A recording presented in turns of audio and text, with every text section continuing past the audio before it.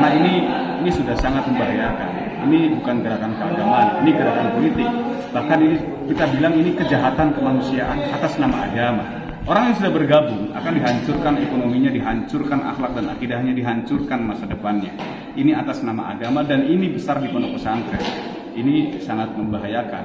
Kalau negara tidak bertindak, ya ini akan membahayakan kedaulatan negara. Ini kan sepertinya isu yang akan menjelang tahun politik. Apakah memang sengaja mencari sensasi atau memang sengaja dia pengen menebar kebencian pada masyarakat? Sejatinya memang ini ada gerakan makar dari dulu. Dan NI ini memang mengkolaborasi ajaran NI dengan ajaran Isa Bugis dan lembaga kerasulan.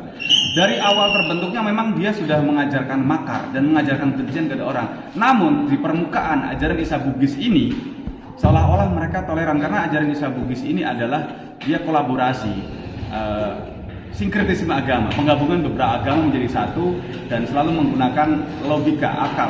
Yang tidak masuk akal tidak akal. Makanya rukun Islam pun dirubah, termasuk haji nggak perlu ke Mekah, haji ada yang di Jawa Barat di Al Zaitun, terus sholat belum diwajibkan, dosa bisa ditebus.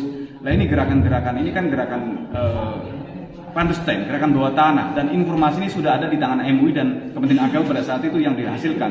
Jadi cukup dibuka saja, saya rasa masyarakat sudah tahu buat fatwa dan ini menjadi landasan aparat untuk menindak Al Zaitun juga secara hukum. Karena banyak kasus tanah yang tidak selesai, yang hanya dibayar uang muka, minta sertifikatnya sampai sekarang tidak dibayar. Ada kasus-kasus hukum juga misalnya dana BOS itu tidak ditransfer ke rekening yayasan, tapi ditransfer ke rekening atas nama AS Panji Gumilang. Ini kan sudah pelanggaran hukum. Jadi kita berharap negara hadir. Kita punya intelijen, ada BIN, ada BAIS, ada Baintelkam, punya Menko Polhukam.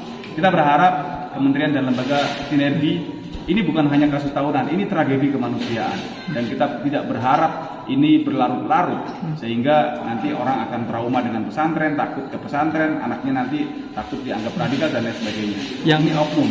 Dan kita kasihan kepada para korban yang sudah menyekolahkan di sana. Ada yang stres, depresi, bahkan gila karena mungkin dijali dengan masalah doktrin dia tidak kuat. Karena 80% di Al Zaitun itu adalah santri yang orang tuanya anggota NI, termasuk karyawan, muadzaf, eksponen itu adalah orang NI.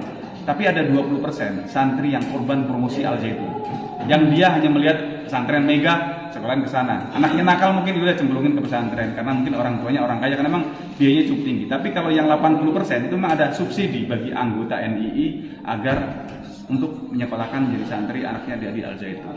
Jadi kalau Kementerian Agama hanya melihat kurikulumnya ya tidak ada yang aneh. Tapi kalau hidden kurikulum, ini adalah gerakan intelijen dan saya rasa istana juga harus turun tangan menghukam.